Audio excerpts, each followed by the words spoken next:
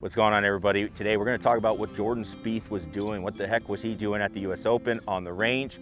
We had a lot of chatter about it, a lot of talk about it, and to be honest, I was disappointed in the coverage about it.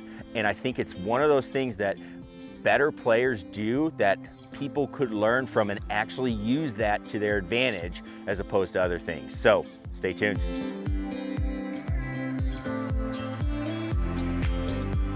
All right, so we're talking about an idea here. We saw in the US Open, Jordan Spieth was doing some really interesting practice swings. And this is one of the things that absolutely drives me nuts about announcers, because they know what he was doing. They just fail to talk about it and have people, inform people about what he's doing. And I think this is one of the few things and a chance for an announcer to actually step up and say something that would be helpful for people to try to copy of a tour pro. And so here's what we saw when we were on the range at Torrey Pines. You saw Jordan Spieth out there, and he had a wedge. I've got an 8-iron, but the idea is going to be the same. And you saw him making swings where he was chopping in, and you could see he was really kind of cutting across the ball as he was doing it.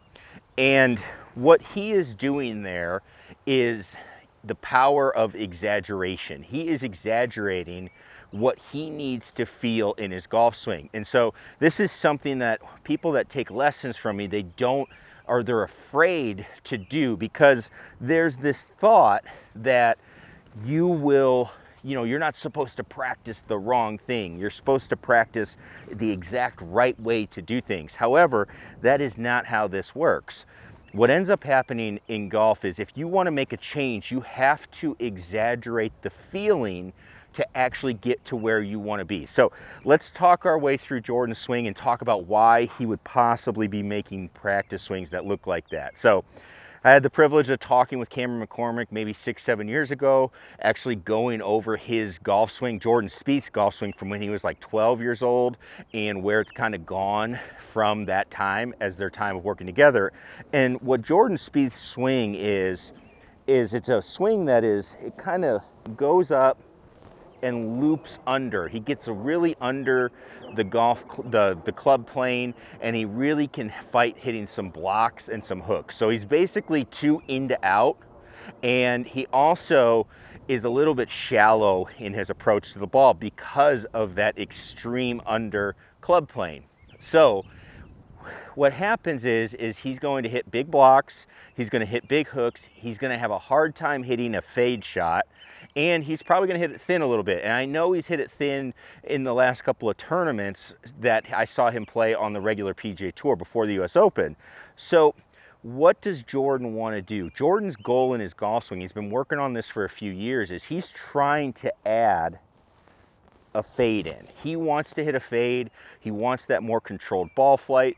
It's typically a lot easier on tour to hit a fade, but it's also an advantage to be able to hit the ball both directions. You don't just always want to hit it one way. Some players have been able to do that for really, really well, but Jordan wants to hit it both. Okay, so what he needs to do then is he needs to fight this under move where he gets the club too much behind him. You might hear the term stuck, okay?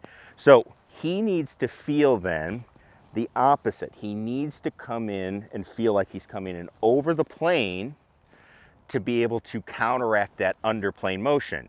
Now, the thing that goes along with this is he's changing his club path. You also need to see how the face is going to be affected based on the shot you're trying to hit. So if I'm going and I'm somebody that's way underplaying, a lot of times I'm going to get where my hands work really hard in the downswing.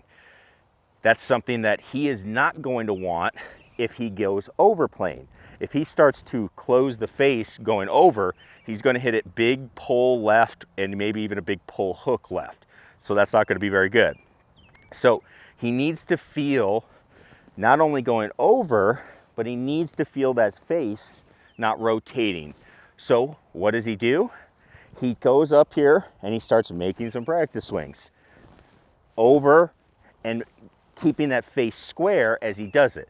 Now, because he's going over plane, that is going to make him steeper. He is going to start chopping into the ground a little bit more. That's a good thing for him. That's what he wants to feel. But that's what he's doing. And then I'm sure he took that feeling back to here, and then he went up and hit some shots doing it, and he was able to put a little bit of that cut fade into his shot. So again, the big thing though is we can learn from professionals, but learn from how they learn. And the idea that we can exaggerate like they do. They're not all there trying to make perfect swings. They're there doing these drills that are exaggerating things. We saw Justin Rose making a drill where he was swinging with his left arm, holding his right arm back. These are things that are feels, and we need to figure out ways. Don't be afraid to experiment and push the envelope of where you're trying to go. And then after you do that, make a swing and see what it looks like on video. I think that's going to be really, really helpful. So again, not the most exciting, not the most sexy video, but a topic that I think if people take this, they're really going to see their games get better and their swings get better. So the power of exaggeration, don't be afraid to use it and see how you can get better.